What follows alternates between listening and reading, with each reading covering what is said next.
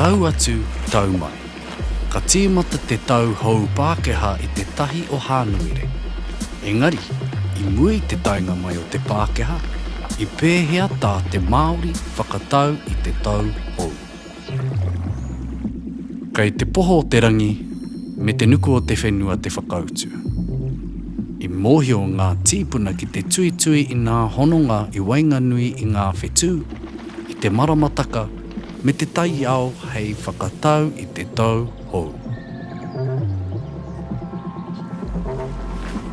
I mōhio rānei koe, i ahu mai ngā ingoa o ngā marama Māori i ngā whetū.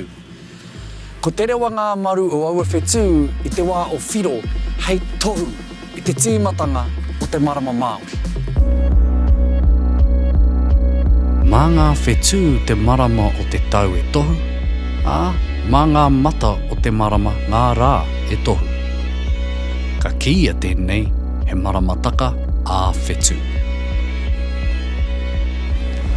Ki te nuinga o ngā iwi, i tīmata te tau hou i te rewanga a maru o Matariki i te marama o Pipiri. Ka mutu te tau i te tōnga o Matariki me te rā i te ahi o Haratua.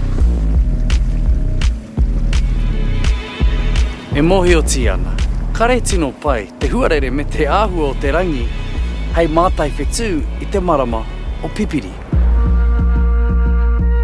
Ka tīmata ngā whakanui i te tau hou i te kitenga o Matariki i te rangi mahea tuatahi i ngā pō o Tangaroa.